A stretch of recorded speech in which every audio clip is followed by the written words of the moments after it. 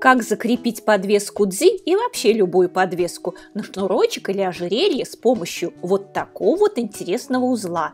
Давайте учиться!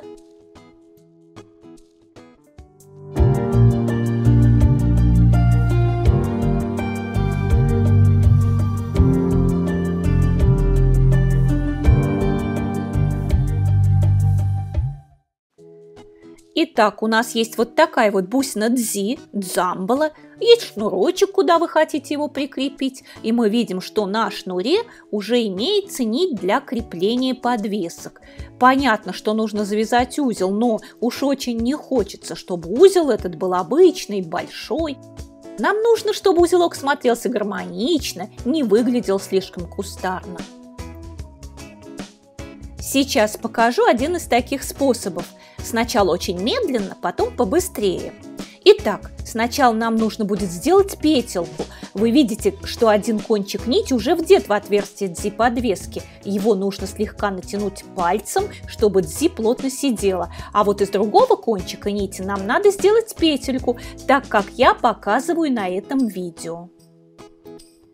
Теперь, прижимая петельку к бусине, начинаем обматывать ее свободной нитью, так, как я показываю. Следим, чтобы ниточка ложилась одинаковыми колечками. Это регулируется с помощью натяжения нитей. Возможно, поначалу колечки с непривычки будут получаться корявыми, но со временем вы приспособитесь.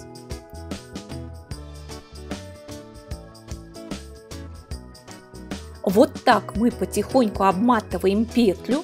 Можно уже потом ее будет даже отпустить, она никуда не денется. А у нас с вами будет потихоньку получаться небольшая спиралевидная плетеночка. Останется только затянуть ее. Для этого вам нужно будет свободный кончик нити, тот самый, каким вы обвивали петлю, протянуть сквозь эту самую петлю, так как я показываю в этом видео. А затем потяните за оба кончика нити, и ваш узел затянется. Смотрим, что в итоге получится.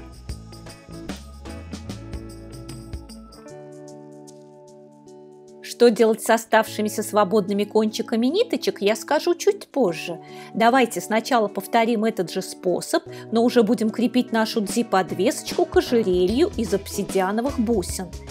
Теперь будем делать это чуть быстрее, но, как вы видите, принцип тот же самый. Делаем петлю, обматываем ее, потом затягиваем узел. Сколько витков колечек сделать, решайте сами, смотря какую высоту плетеного крепления вы хотите получить.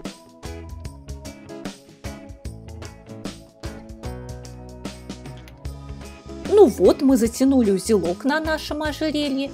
Осталось избавиться от висящих кончиков нитей. Для этого нужно, конечно же, их отрезать, оставив совсем чуть-чуть. Затем этот оставшийся кусочек нужно слегка подплавить пламенем. Удобнее всего это сделать зажигалкой. Затем, пока сплавившийся кончик мягкий и горячий, слегка надавите на него пальцем, прижав к основному плетению. То же самое сделайте и с другой нитью. Также подрезаем ниточку, оставляя небольшой кусочек, также плавим под пламенем зажигалки и надавливаем пальцем, прижимая подплавившуюся массу. Вот такое у нас в итоге получилось ожерелье с вполне себе достойным плетеным креплением. Можете смело использовать этот способ крепления дзи-подвесок и любых подвесок. Ставьте лайки, если это видео было для вас полезным. Ну а с вами была Наталья и канал О секретах Лайф. До новых встреч!